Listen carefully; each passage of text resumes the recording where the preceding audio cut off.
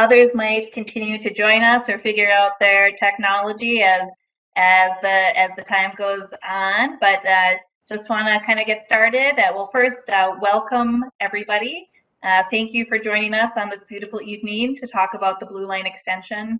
What we're going to do here tonight is this is really a project update. We want to keep the community up to speed with all the things that we're working on and what's coming. So we're going to give a little bit of project background, talk about what we heard and learned through the draft route modification report, basically provide a little bit of a summary for those that may have missed some of that piece of things, kind of get everybody up to speed on that report, talk about what we heard, and then kind of some of the adjustments that we've made based on all the feedback that was provided by the community. So a little bit more of the technical work that we've done.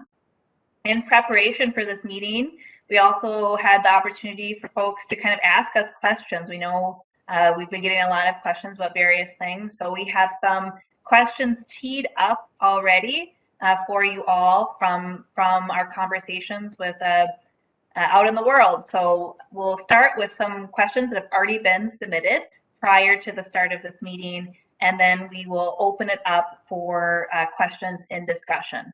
So a little bit of housekeeping. I forgot to press record, but I think Trevor already got it. So we are recording this meeting. It will be posted online after. So if you have any friends that want to listen in later, they can do so. Throughout the presentation portion, please feel free to add your questions to the chat. You can kind of see that little chat function in the bottom. The presenter might be able to just kind of address them as we're going, or we will for sure get them at the end when we have our question and discussion portion. When we get to the question and discussion portion, also feel free to raise your hand kind of in the bottom of your screen. You'll see that little hand symbol. If you raise that, you jump up to the top of the participant list and we can kind of call on you. So that's kind of the rundown of the evening, a little bit of how to participate. And before we launch into presentation, I'll just give a quick moment for all of our speakers to introduce themselves. So I'm Sophia Guinness. I manage public involvement for the Blue Line Extension Project, and I'm hoping to kind of guide us through this year to route selection. I will turn it over to Nick and then to Dan to introduce themselves as well. Well, good evening, everybody. I'm Nick Landwehr. I'm with Metro Transit, and I am the engineering and design lead for the project, and I've been with the project since 2015. So happy to have everybody here that's spending a nice evening paying attention to us. Go ahead, Dan. Thanks, Nick. Hi, my name is Dan Solar. I work for Hennepin County Public Works, and I'm a project manager and engineer with Hennepin County and have been working like Nick and Sophia on the Blue Line extension since 2015, and excited to help move this project forward. Thanks all. Okay, jumping in. So I already kind of talked a little bit about the agenda, but we'll review the project, talk about our report process, a little bit about our anti-displacement work, and our next steps. So the Blue Line extension is part of our overall metro network. So once the Blue Line is constructed, you'd be able to go from the Target North Campus in Brooklyn Park all the way down to the Mall of America or the airport, or transfer to other lines within our metro system. So this is all part of our fast, frequent, reliable, don't need a schedule metro system that helps connect you to the region. And like Dan and Nick teed up, we've been working on this project for some time, but we're looking to modify the route where the previous alignment was on freight rail, and so we're in that process. So a little bit about what our project looks like. The yellow here was our former alignment, and in the Brooklyn Park area, our station locations and our route are staying the same. So just kind of checking in about anything that's changed in that area as we move forward. As we get into Crystal, Robbinsdale, and Southern Brooklyn Park, we parallel the freight railroad very closely, especially in the northern part of that alignment. And then as we get into Robbinsdale along County 81, it's really, really close, and then it starts to deviate a little bit from that previous alignment. We had looked to kind of see the whole gamut of options and places that we could go and really kind of determine that these were our options. So in Minneapolis, we have the choice between Lowry, Washington, and West Broadway and Lyndale as our route options. And so part of what Nick will tee up in a second with our draft route modification report is providing all that technical analysis to help all of us make that decision to go forward. So a little bit about where we are in the process. Kind of like I teed off, in August of 2020, we made that pivot from the freight rail alignment to looking to seek other solutions. We started off that process by putting forth route options and asking if we had missed anything. Once we knew we kind of felt like we had the gamut of things to evaluate, we started looking more deeply into our technical analysis and also where station areas could be, because LRT is not about going through communities, right? It's connecting to communities. So station areas are super important, as well as how LRT could look within those places. That then helped us culminate in our draft route modification report. We had a 30-day comment period, 45-day comment period on that report. And now the staff is in the process of evaluating all those comments and making any final adjustments that we need before we release kind of the recommendation on the route for a 30-day comment period. And we'll talk about that again in next steps real quick. But we're kind of in this middle period right here between these yellow boxes. So kind of getting everybody grounded on what we've had done in that report and what's changed. So with that, I'm going to turn it over to Nick to just kind of highlight some of what was in our previous report, and then Dan will take on the next section of what has changed. Okay. Well, thank you, Sophia. As Sophia said, to reiterate, back in December, we released the draft report, had a 45-day comment period. We received comments back from the community and from our project partners.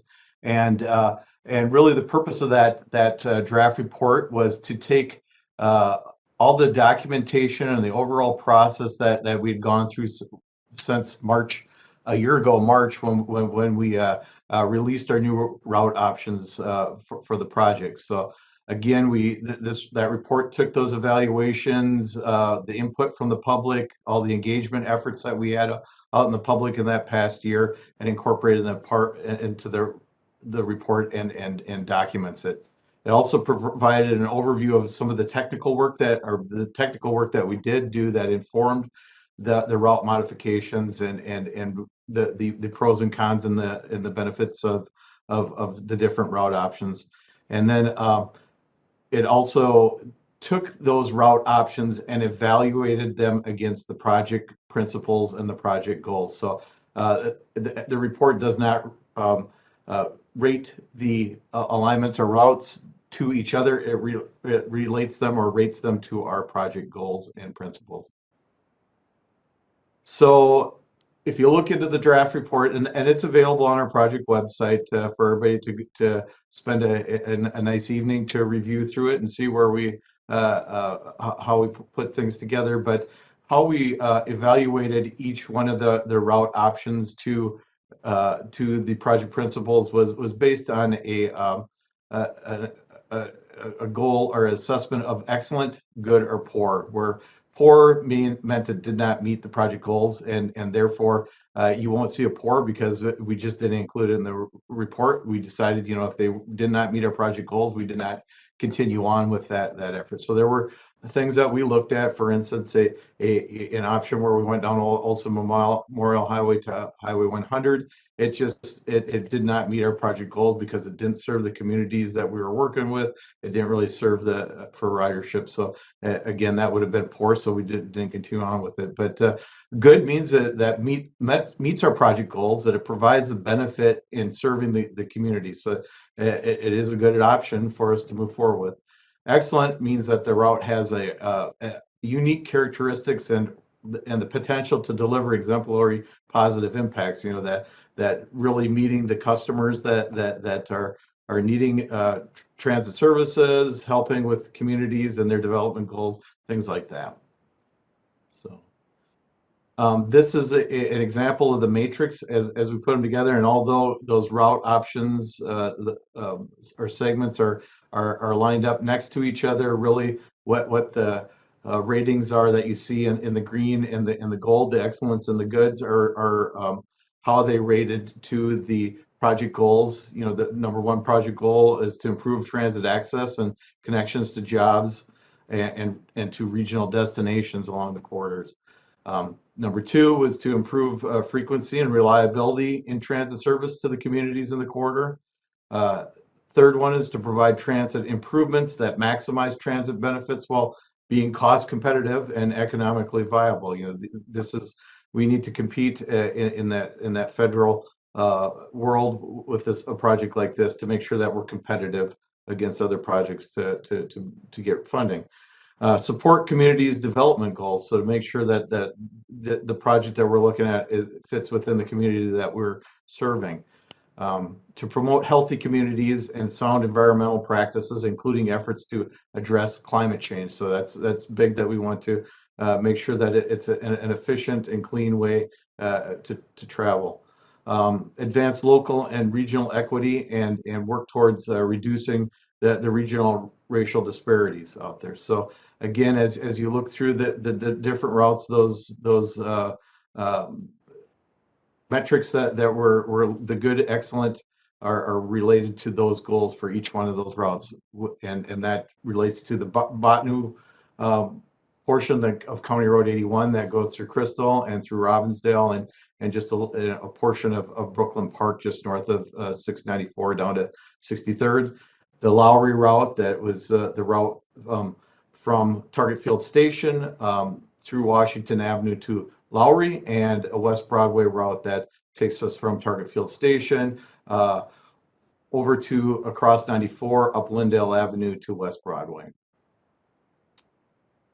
So just a flavor for the feedback that we got from the comments that we got back on the report. We had 132 responses from the comment form that was provided, 13 email comments.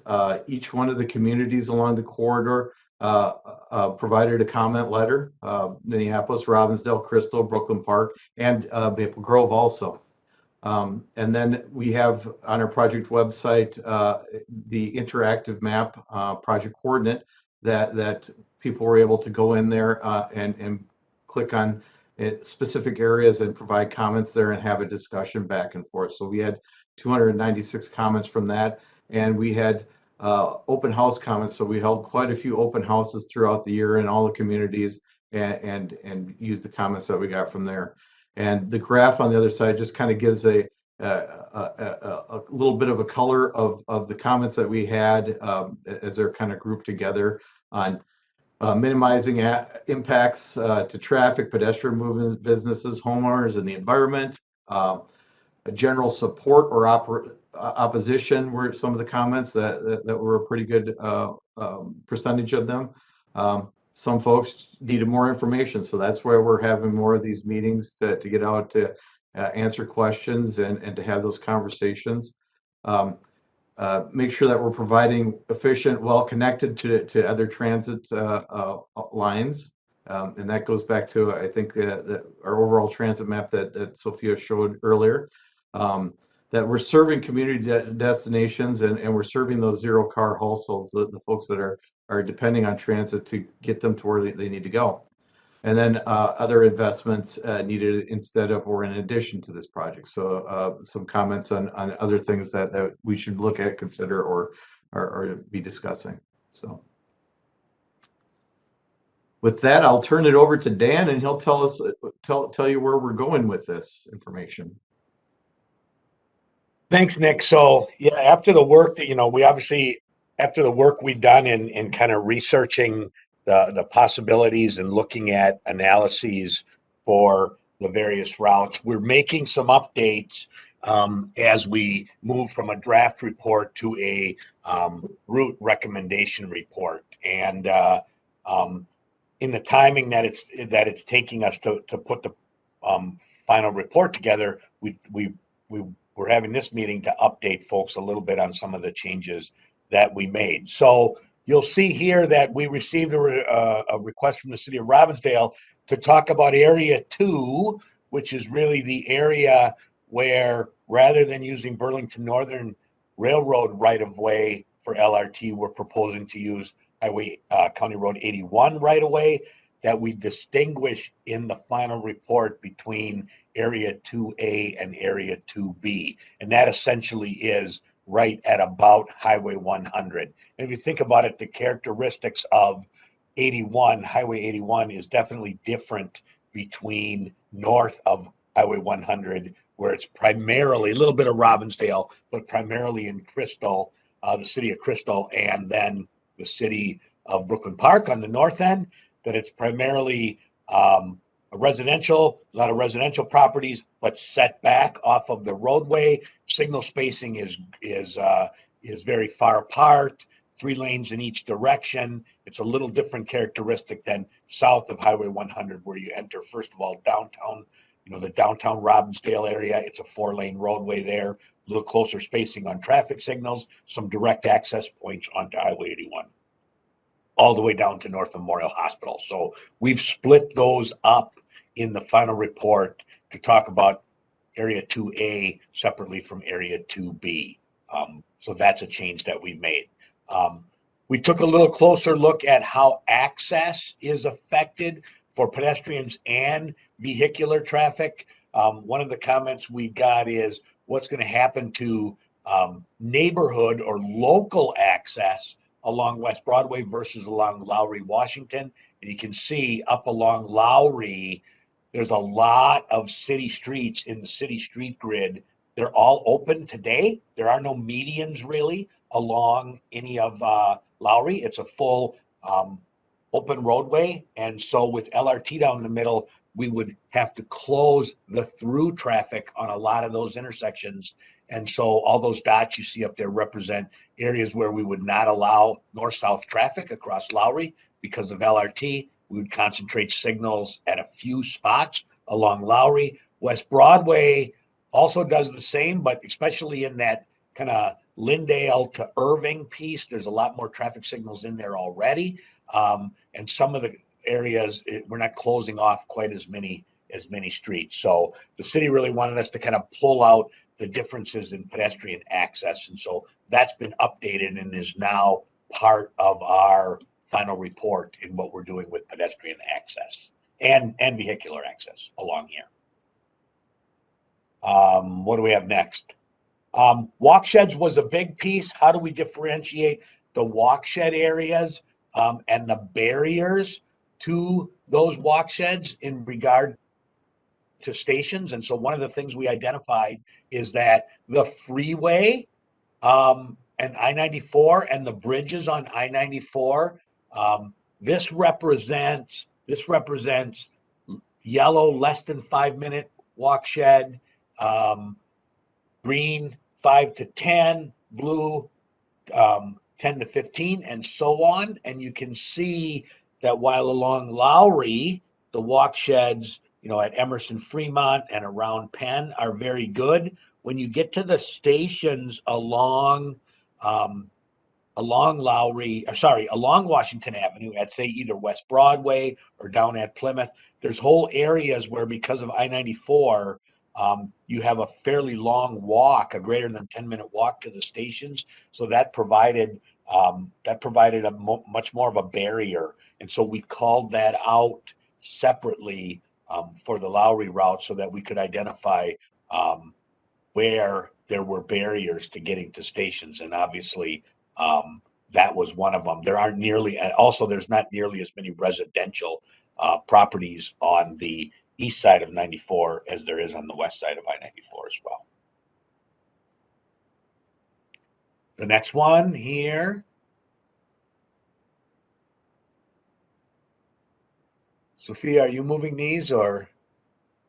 I flipped it to the West Broadway walk shed. Okay, I see a lot of colors. Yeah, so this is why you can see The difference here on West Broadway, on the West Broadway route, there's the stations would come up, the line would come up Lyndale and then go across West Broadway and cut diagonally through there, and it opens up a tremendous amount more. When you talk about a 15-minute walk, which is the blue, that really almost serves all of North Minneapolis within a less than 15-minute walk to at least one of the stations, either at Lyndale and Plymouth, West Broadway and Emerson and Fremont, and West Broadway at Penn. And so it showed that differentiation about serving actual ability for people to get to stations on foot, bicycle, or however else. We also had talked a lot about where were there undeveloped parcels and therefore the potential for redevelopment. And so this map is one that we created for the final report as well. It's not as easy to see, but you can see where we've pointed out where there's undeveloped parcels along here. And certainly the West Broadway area identifies many more undeveloped parcels that are in here. They're the ones that are in more of a darker color.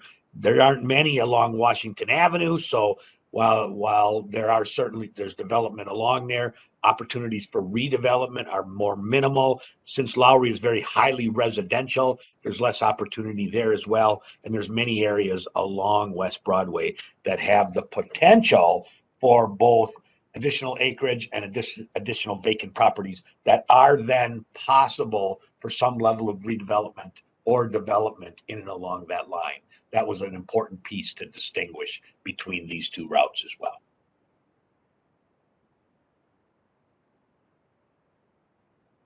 And then we really wanted to continue to call out regional destinations. We feel both of these routes, both the Lowry and the West Broadway route, do a very good job of serving regional destinations. But as you can see, the number along Washington Avenue is a lot less, and along Lowry as well, than the whole kind of what we would call the heart of the North Minneapolis corridor, which is right in and along West Broadway. They both routes serve that kind of upper blue area, which is really Robbinsdale North Memorial Hospital area. So they both serve that. But you can see there's close to 200, as we've identified them, destination points along the West Broadway route. So again, it just kind of tips the scales a little further on a West Broadway Lowry comparison to destination. So these maps that we're showing are all information that we got from cities and from residents and from various commenters on about ways to strengthen the report and things to dig a little deeper into. And so this work that you're seeing here has all been elements of our little bit of a deeper dive into some of these facts to help support this report, primarily in this Minneapolis section. And before I advance to the next slide, Dan, I just got a comment in chat that one person isn't able to see what I'm presenting. Often that is slow connectivity, but I just wanted to make sure that most of the folks viewing tonight do see the presentation. Getting some thumbs up and head nods. So sorry to the individual that can't see. It might just be slow stuff. The presentation will be posted online, and I think our next section is very verbal. So right, that's not, Sophia, that's a great point. Why that's not such a big deal on slides that just have words, because we're explaining those by the words we're saying. Some of these maps are key, and so I think if we post how to get to this presentation, people could come back and take a little deeper look into that as well. So as Dan said, we're really at this point really taking all the feedback that people are asking us to evaluate and make sure that we're weighing in the route modification report to make sure that it's included as part of our recommendation. So that's kind of coming up.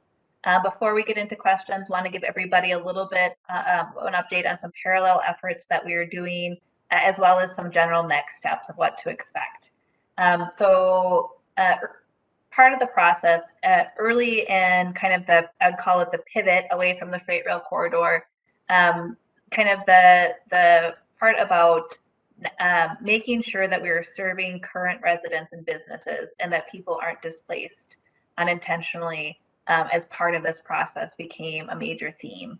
And so, sometimes that was comments about construction support and what that could look like, as well as just kind of the making sure that the benefits were for the residents and businesses within the corridor. And the project team took that request from the community very, very seriously. And since we didn't really have a program or policies set up specifically to think about how you do that in context of a full light rail process, we began this process to launch an anti-displacement working group that would come up with and develop a set of policies, procedures that could be implemented as part of this project. So again, some of the goals would be to ensure that this investment that we are doing to improve transit and connect people's lives also builds and protects community assets, benefits those that are there, and looks at things like what we could do with housing and all of that kind of stuff. So since this is a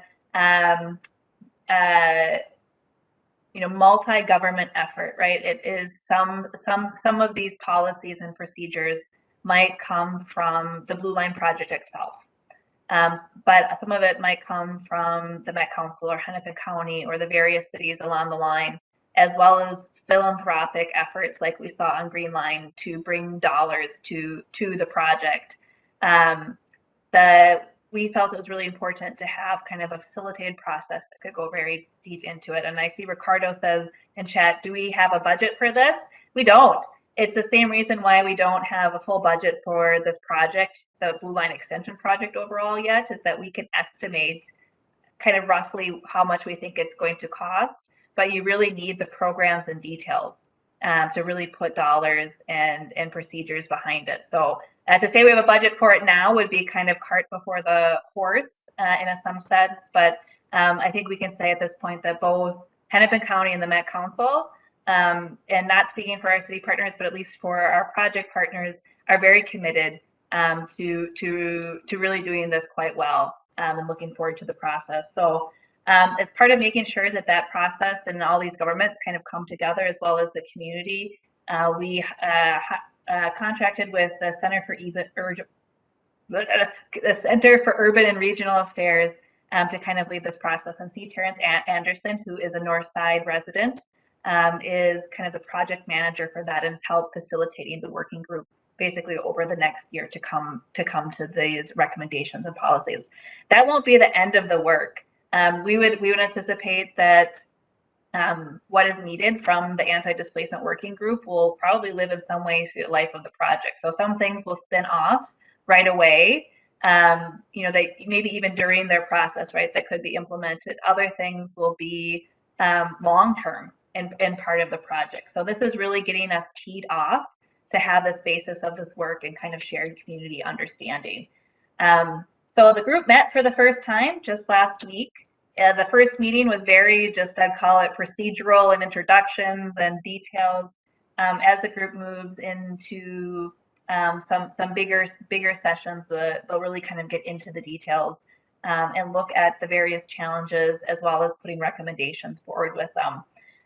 So we're very excited about this work. I think it's an opportunity to figure out, LRT itself is an investment in our communities and a way to connect. We know that transportation having reliable transportation is an important aspect for our communities, and so this work also gives us the opportunity to do it even better and to make sure that we are trying to for example, we evaluate things like zero car households and really trying to serve all people with this project. And so having this work helps ensure that those efforts and what we want to see with transit actually, has those benefits. So Really exciting parallel effort that we hope a lot of fruit comes out of it. And I think the project team is looking forward to that discussion, as well as our leadership.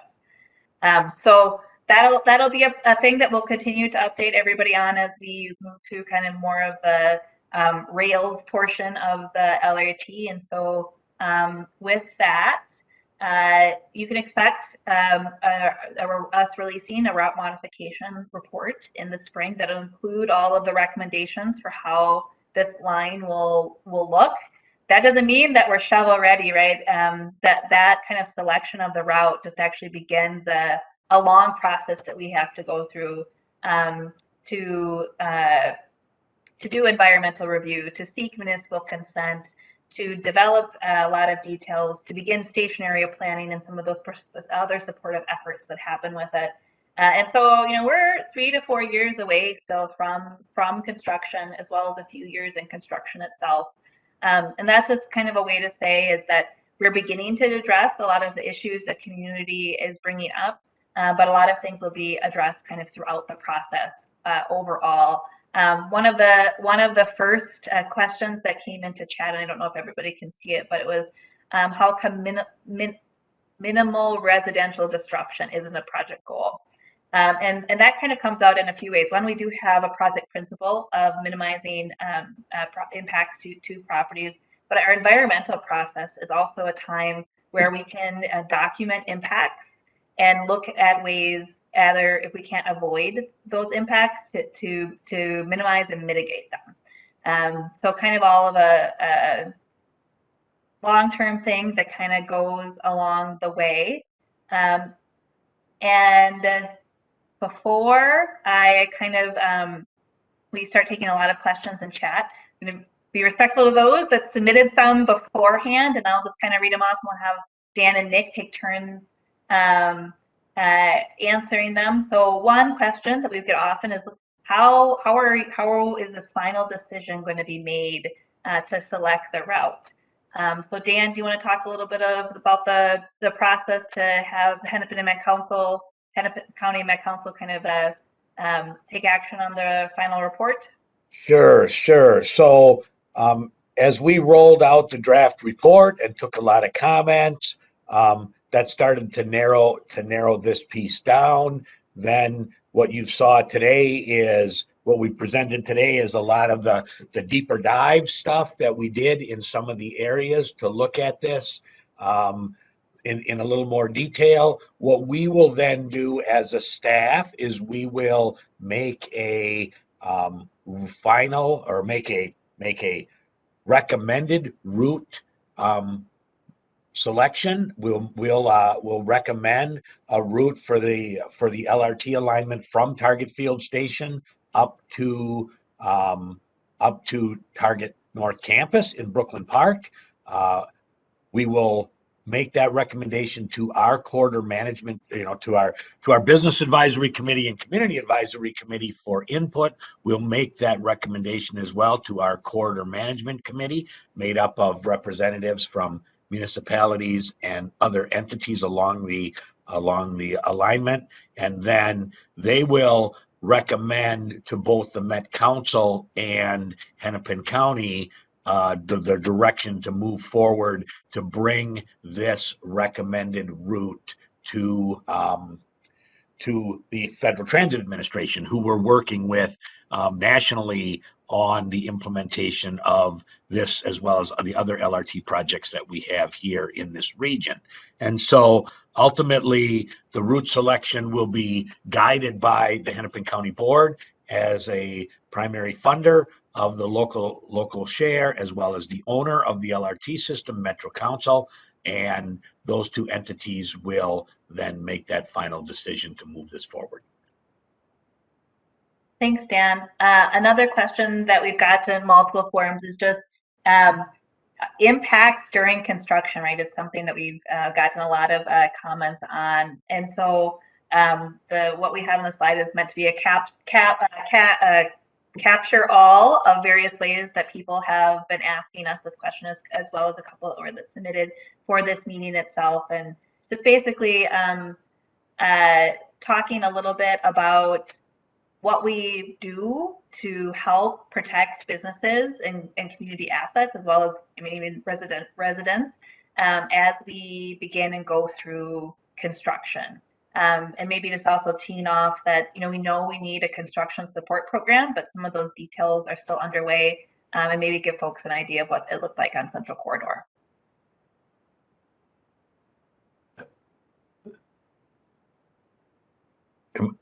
Yeah, I could add to that a little bit too, Sophia.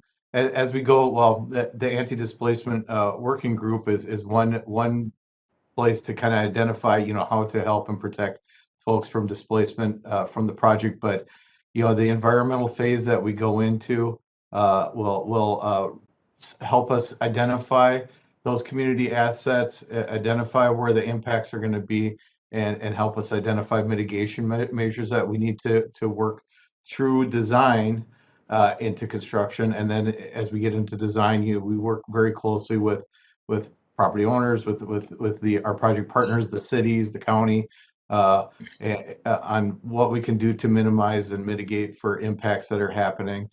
So we handle that early on in that environmental phase, then into the design phase, and then when we get into construction, as Sophia said, there's a lot of work that we do in outreach in the community during construction to coordinate, and construction is messy. It's inconvenient, but we try to do what we can to make limit the disturbance as much as possible.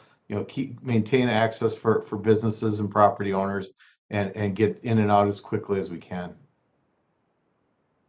Dan, maybe you talked a little bit about Central Corridor and some of the construction support that occurred. Well, so I mean, Central Corridor very similarly to both, a lot of West Broadway, to a lot of the Robbinsdale area, including downtown, including some parts up in Brooklyn Park. We're building LRT in a roadway adjacent to existing businesses with access and doorways and ins and outs and things like that. So certainly we will put in place measures to require the contractors to provide along here, to provide adequate access into businesses at all times, to make sure that they have safe,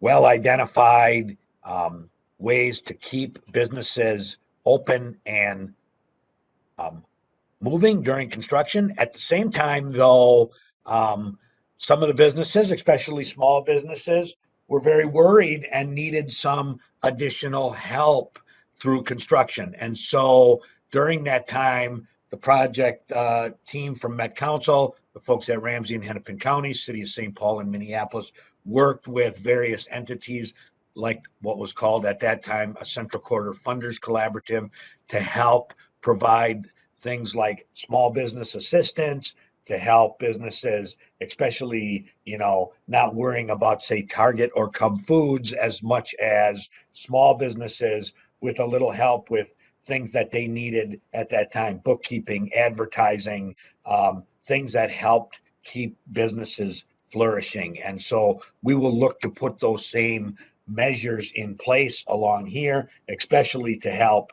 There are small independently owned businesses all the way from the north end through Crystal, Robbinsdale, and into Minneapolis along this alignment, and to help with those as well. We also run into various needs to help make sure that people realize we're open for business, and even though this is construction, we still want to get people to and from these locations. One of the things we've talked about a little bit on this project that's different is, what about the possibility of temporarily relocating some businesses during construction? And that's not a one size fits all thing, right? Pretty hard to relocate a barbershop or a hair salon with all of their infrastructure, but may not be so hard to move a small firm that's primarily office space, and we could move them temporarily somewhere else. So all things that we will look at to help protect and preserve businesses before, during, and after construction. Okay, next question. You guys can decide which one of you wants to take it. So, can as part of our design, could LRT be elevated or buried underground?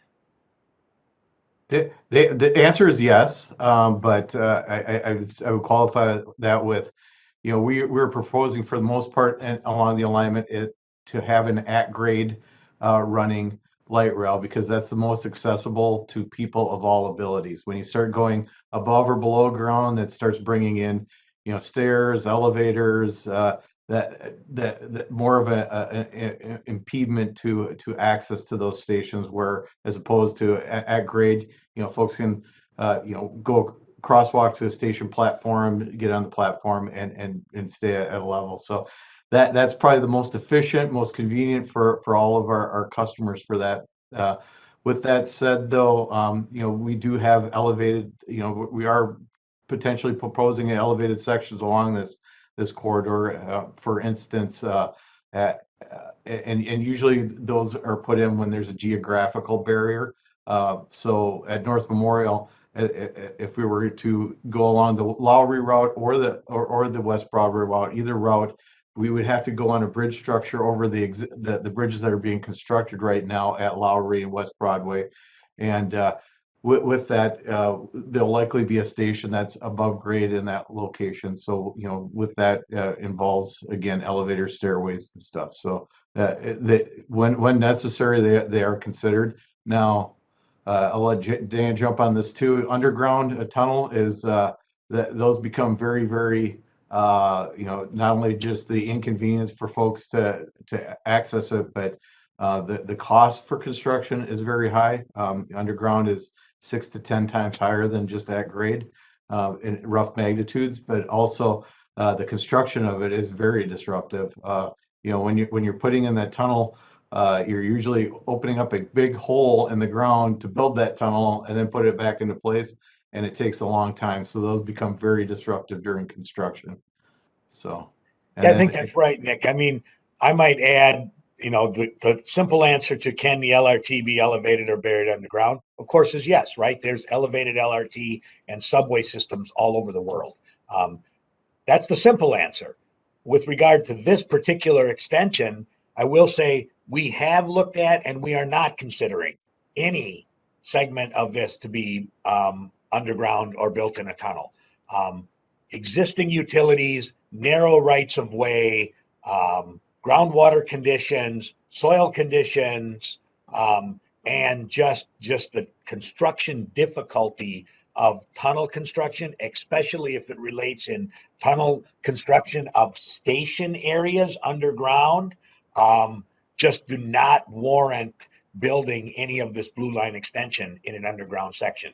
Elevated, not quite as easily dismissed. There are areas where, for various reasons, be they traffic reasons or space or needing to connect to other things, parts of either the tracks or adjacent roadways or pedestrian crossings or other elements of the project will be elevated. And so it might be in some cases a pedestrian crossing is elevated, like we're talking about doing up in Crystal, or maybe elevating the Highway 81 through lanes over Bass Lake Road in order to provide grade separation there and better access to LRT at grade. Or, as Nick mentioned, around North Memorial Hospital in order to get around the West Broadway bridges to bring some of it elevated. Obviously, we're going to be elevated over Highway 100 and elevated over Highway 610 and elevated over I-94 as we come out of downtown Minneapolis. So there will be spots where having the tracks grade separated makes sense from both a safety standpoint and a geographic standpoint and a access standpoint. And so those will be part of the project. I've been skipping some of the questions in chat to come back to them, but since this is directly related to what we're talking about, Peter's asking, is above ground, so I think elevated, cost, is the above ground cost, so I think it's asking if it's cost more than at grade or less impact or usage, to kind of spell that out a little bit. Thanks for that question, Peter. It's hard to answer about the less impact on usage, right? Because if a station is in the right spot and if it's serving the right destinations, I mean, people are going to get to the station. And so they'll go up to the station or access it at grade. But with regard to construction cost and long-term maintenance cost, it is definitely lower cost to build it at grade than in the air, simply by structure cost alone, right? The tracks might cost the same, but not necessarily the elevated structure itself. Less impact on usage for business locally, not usage for the rail. Maybe a way to take this question is, one of the things that we looked at is we actually, for a while, looked at more elevated segments. And one of the impacts to elevated segments was that it actually kind of blocks business signage and usage. So, sometimes having LRT at grade might actually be more appropriate for businesses because it you still have your business functions. People are walking and driving to your business, but then LRT is just kind of in the middle of the roadway versus kind of shadowing above. And so getting it to the right scale and fit within the community is important and part of our decision making. Okay, taking the next question. Can other traffic, pedestrian, bicycle, landscape improvements kind of be made as part of this project? So maybe a little bit about process and what we look at. Yes, actually, yes. We look at those connections. Well, as we're constructing this, our routes are in roadway sections, and those roadways, we accommodate more than just cars. We need to be paying attention to pedestrians, bikes, with that, and then also just the connections for all those. The intersections for traffic to go through. We would work with that along with the project, as well as we need to make sure that folks can get to these stations, that they're accessible. So we make sure that we focus on pedestrians and bicycles, how they would get to a station location. For bicycles, if we need to put in bike racks or lockers, or so the trains have ability to take certain bicycles on them also. But we really will focus on those. And landscape also, as we're going down and looking at alignment, if there's landscaping there, we work with our project partners on what their vision of landscaping would be. But we know if we're disturbing existing vegetation out there, that there's mitigations that we need to do for that. So that would be part of the project also. But I think, Nick, I want to add that not only directly adjacent to and part of where we're building LRT. Let's take West Broadway, for example. If we're building LRT on or as part of West Broadway, we're going to reconstruct West Broadway. And that includes, the street, the sidewalks, the pedestrian crossings, the traffic signals, and all of those things. But we're also going to open our eyes a little wider than just West Broadway. And so as we look at adjacencies to the alignment, and especially in station areas, if we notice there's a school 3 blocks away, or there is at North Memorial Hospital, the connection to the hospital, in Robbinsdale, there's all of the downtown area.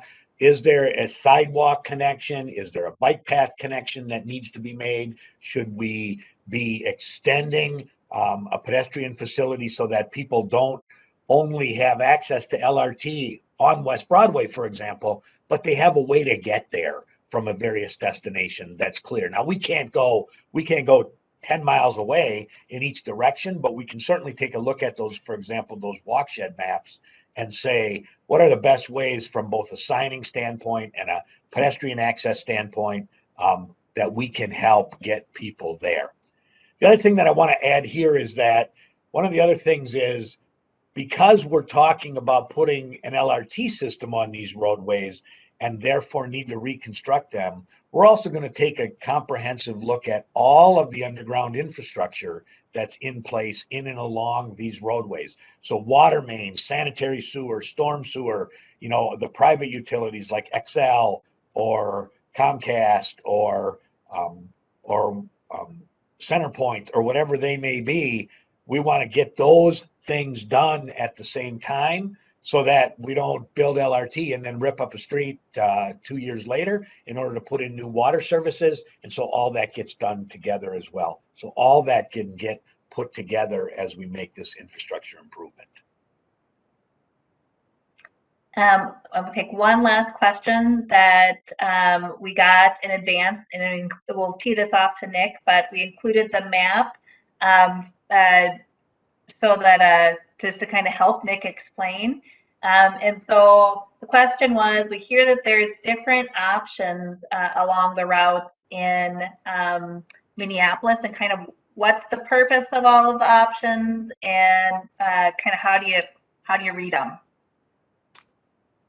Yeah, so thanks, Sophia. On each of the alignments, we show quite a few different options, or at least multiple options along those alignments, and those are what's signified on each, either the green or the purple. We've separated them down into segments, 1 through 7, as we're going through West Broadway, or 1 through 4 up West Broadway, and then 5 through 7 up the Lowry. And each one of those yellow signifiers has an option in there that's on our website to review. And what those are is to take a look at, we know that there's going to be impacts. There's going to be impacts from construction and to buildings. So we're looking at, the different configurations that we could put together to try to have light rail that serves the community very well.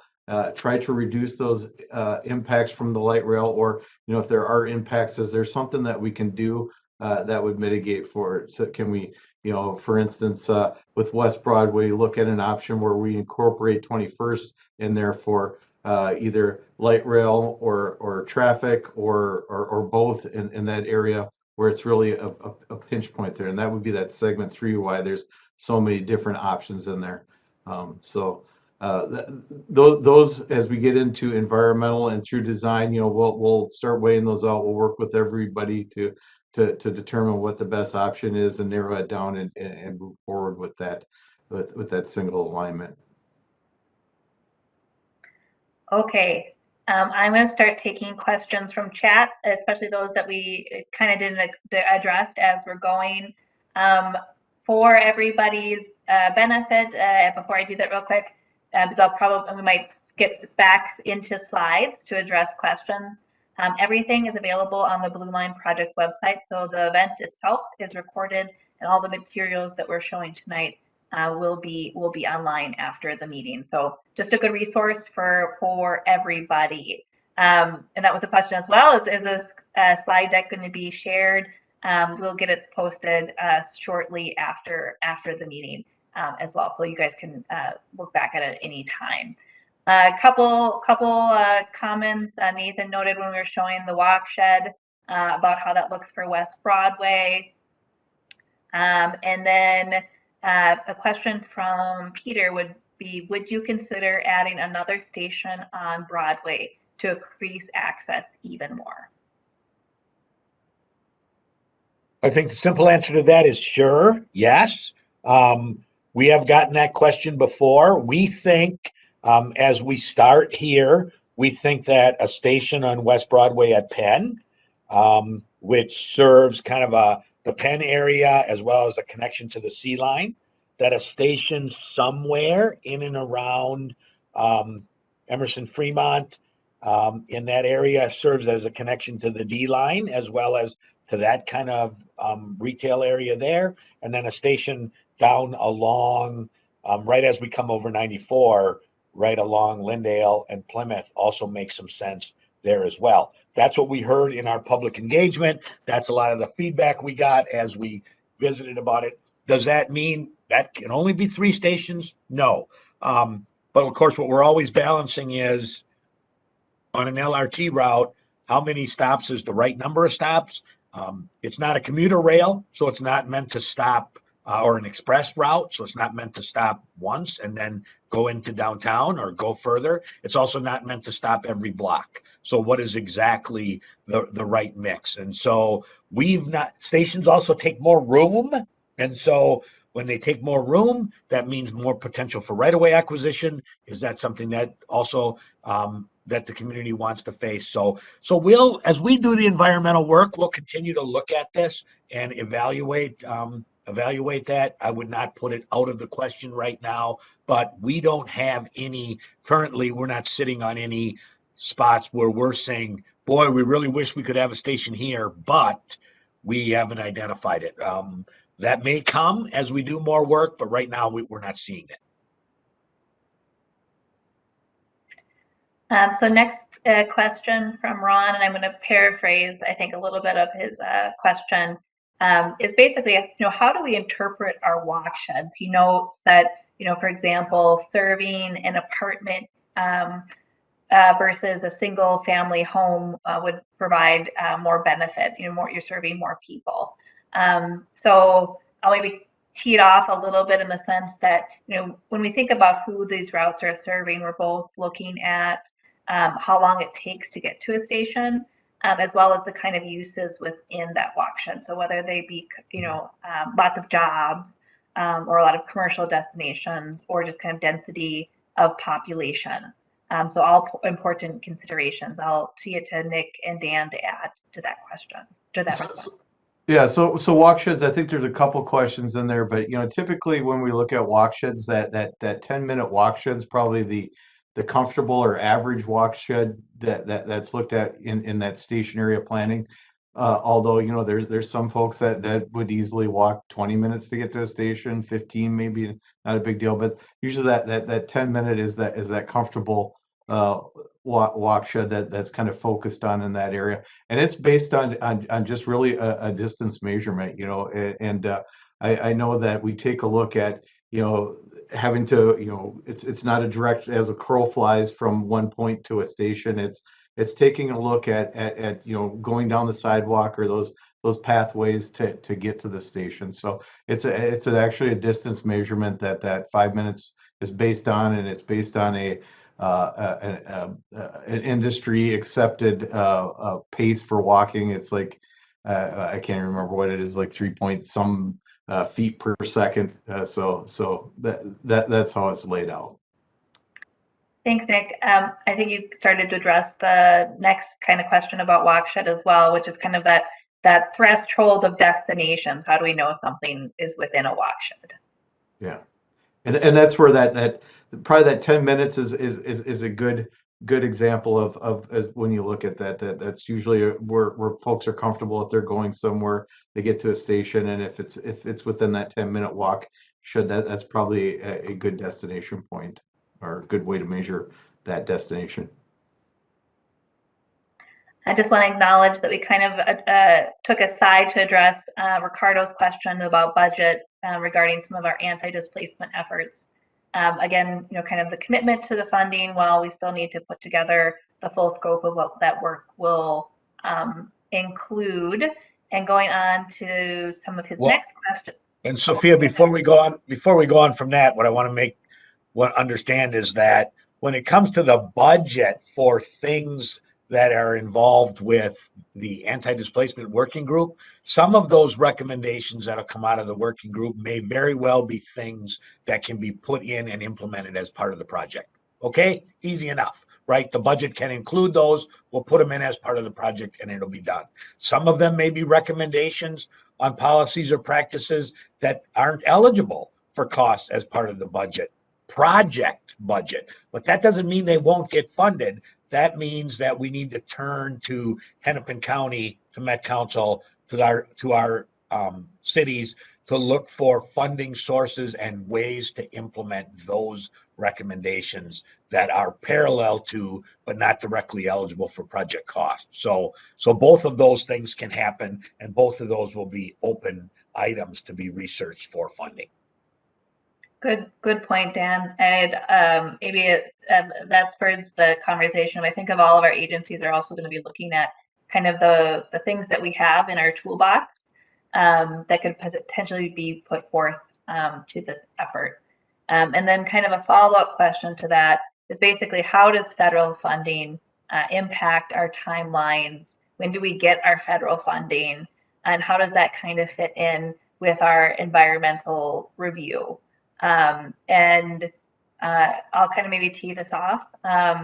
So we are currently in a new starts process that kind of gets us a spot in line for federal funding.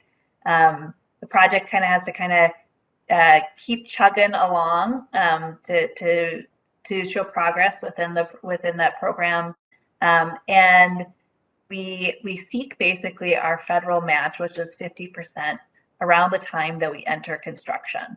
The project team has tried to see if we can do that within a certain set of time, so that maybe matching it up with this administration, that'd be great. Would be an aggressive schedule, but obviously a project goal that we're undertaking. And why don't you guys kind of build off of that? I mean, Ricardo's question, Sophia, is really good.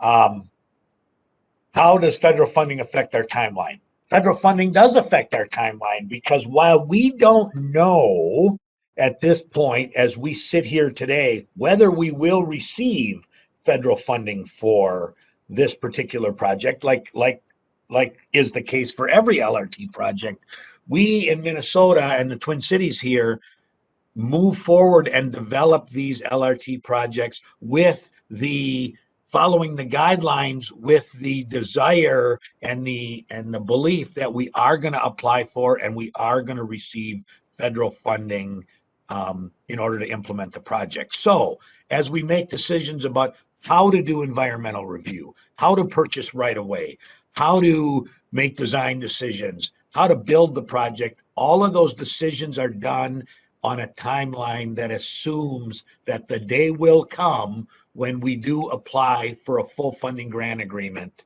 and are eligible to receive federal funding. That does not happen before the environmental review. In fact, it's very important that the environmental review steps of the project happen, and is FTA's requirement that the environmental work happen all pre-federal funding applications. And so if you remember, even though we worked on the previous Blue Line project for 4 or 5 years, and we're advancing that project well on its way, we still had not applied for federal funds. Do we believe we're going to apply for federal funds? Yes. Do we believe we're going to develop a project that qualifies for federal funds? Yes, we do. That's all part of what we're doing. But that doesn't happen until the environmental work is done, until the engineering is much more advanced. Timeline, at least probably 2 to 3 years from now. To take the next question, I'm going to tee up a certain slide, which was the commenters noting that they heard that potentially the West Broadway route is preferred. I'm a little disappointed about that, and kind of looking for the basis of that. And I'm pulling it to this slide as a part of the way to answer that. In our draft report, both Lowry and West Broadway scored very well. You can see that West Broadway scored a little bit better. And part of our due diligence right now, and taking community feedback and doing this additional analysis that we set out, was to confirm basically whether or not these ratings still look the same, kind of that what differentiates these routes. And staff will put forth our recommendation on the route within the next month in the spring, to kind of officially move through that process. I'll look at my colleagues if they want to add anything. I think that's well said, Sophia. I mean, you know, they're both routes that would work for an LRT alignment for a lot of the reasons that we reviewed today. There is the West Broadway route just has a nod over the Lowry route as better serving the goals needed for an LRT system in this area. Next question is about the future, and could a link between Target North Campus and east to the North Star Station be explored? So kind of connecting with up in the northern region of our project. Again, sure. Anything can happen if there's a desire by the local communities, funding, and justification for such a thing. I will say that even as we've been advancing this current project, the city of Maple Grove has been reaching out about, hey, what about a link over to Maple Grove at some point from Brooklyn Park or some way, maybe a separate line, maybe a spur, maybe some way to get out to Brooklyn Park. And then, of course, then all of a sudden, Rogers says, hey, what about us? And then, maybe Anoka or Champlin, or maybe people say, no, enough, no more rail. So is it a possibility? Sure. We're not currently working on that, but that doesn't mean that it couldn't be explored. The next question is, do we need any buildings or businesses to construct light rail, to accommodate light rail? I think that's kind of overall in our alignment, there's a few places, so we can kind of talk about at high level. Mm-hmm. And I think the answer to that is yes. And that's why we offer up a lot of the different options that are in each one of those segments. And if you look at the drawings or the layouts that we have for those, there are properties that are indicated in pink, and that indicates that option would have the potential for impacting a building with that alignment. So again, we will work on everything we can do in design to minimize those impacts, to stay away from those buildings. I mean, really the project here is to serve the community and not change it. It's to fit within the goals of that community. But yes, and we do have some examples of where buildings may be impacted and options to try to mitigate or try to avoid those impacts. Got a comment about the elevation question, and the person is commenting, don't elevate, it'd be a shame to have to drive under the train when driving through town. We kind of addressed a little bit about the cost differential, about at grade versus elevated versus underground. Any other things that you want to add to that conversation? I think we had pretty well covered, but you see no from both of you. Okay, going on to the next question. It's a little bit about our other project. So noting that the Southwest project is going over budget and having kind of some issues, potentially construction damage, and there's the audit coming up. Basically, how's the Blue Line going to do things differently, both in terms of the decisions we make and how the project is managed. And when the audit, I believe they're referring to Southwest, is done, we'll be hosting a session on hearing about those findings. And I would say a lot of the audit is looking at the Southwest extension specifically, but we will learn things from that we can potentially apply to the Blue Line.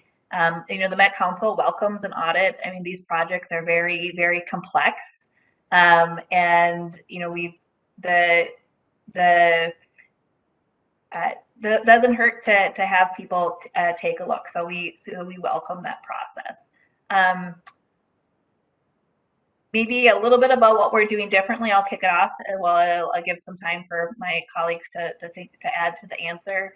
But some of it is that we know where there's challenges, right? Like tunnels are very complex and challenging to do. We don't have tunnels. We always are taking the lessons learned in and applying that to future projects. Anybody want to add?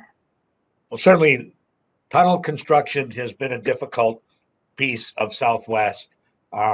Also, I can say that, you know, that there are numerous challenges in building a light rail line next to an existing and operating freight rail line, which a lot of Southwest LRT's project is doing as well.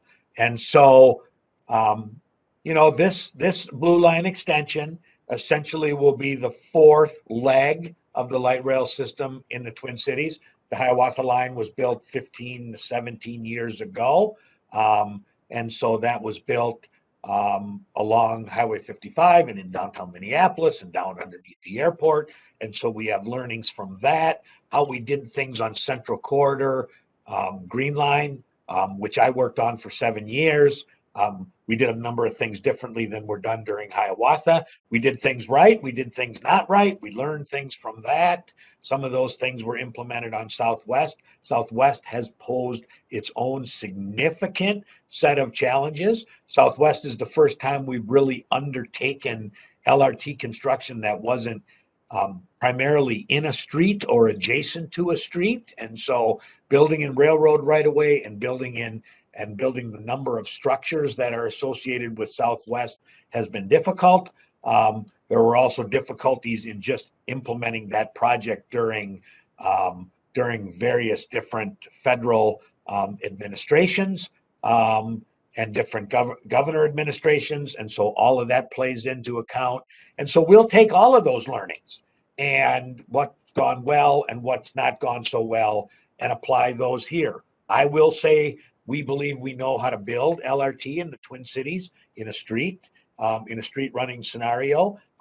We know things that didn't work on our experiences with University Avenue, and so it won't be the first time we address this kind of construction along a street running LRT, and we'll use that to our advantage. We may pull together sessions on learnings. We may be told how we're going to implement parts of the Blue Line extension based on what the audit or the legislature just tries to do. But in any case, we'll continue to use what we've learned to help implement and make this on its own a better project than any of the ones that came before it.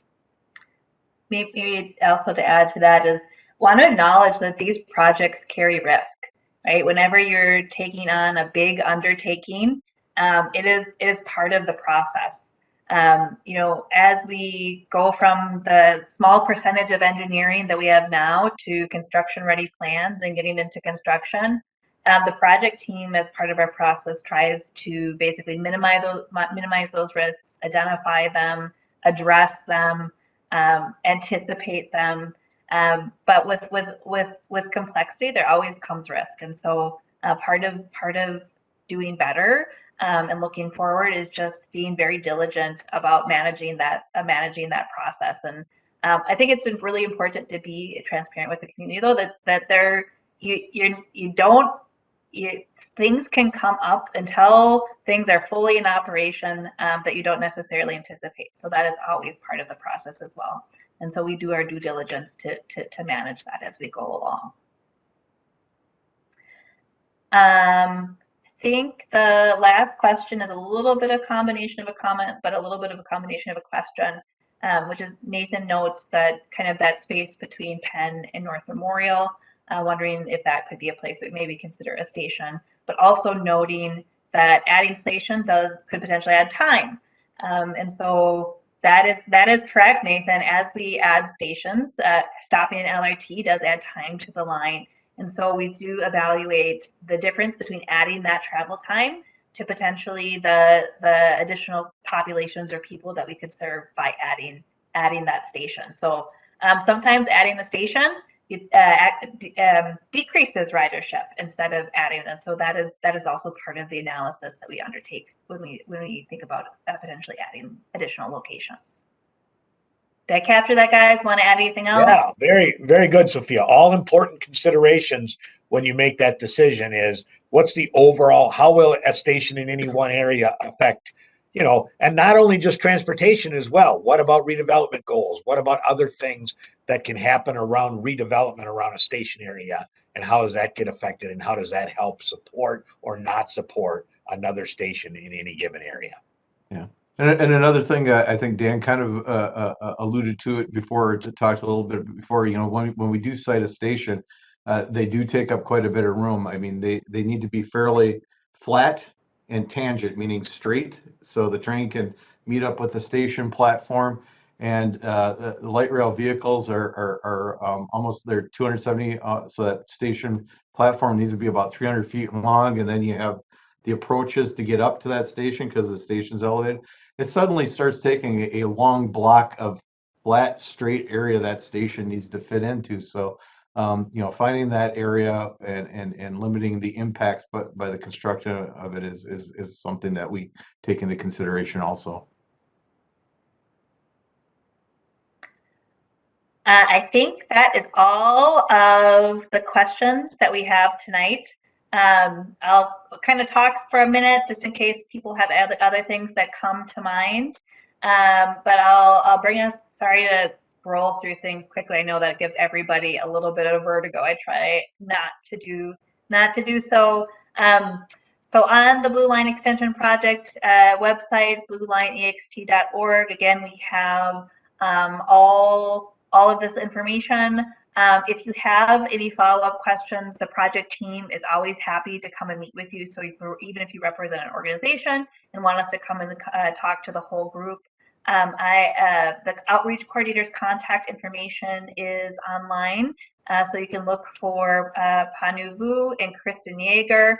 I said Kristen again, Kirsten Yeager, as people to connect with in your community to get to have additional discussion. And from the overall project team, expect more from us in about a month as we get ready to release this route recommendation. And we will definitely have multiple opportunities for folks to comment and influence our process as we move forward. So come seek us out, and we will seek you out. And thank you for joining us on what was a beautiful beginning of spring evening. Any other closing thoughts? Last chance for questions. Throw them in there.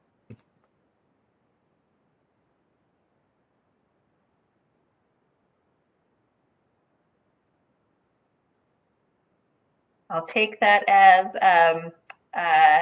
no more questions, but thank you for joining us tonight. We hope this presentation answered many of your questions, as well as kind of pulled back the hood a little bit of all the work that we were doing kind of in the interim. And everybody have a wonderful evening. Thank you. Good night, all.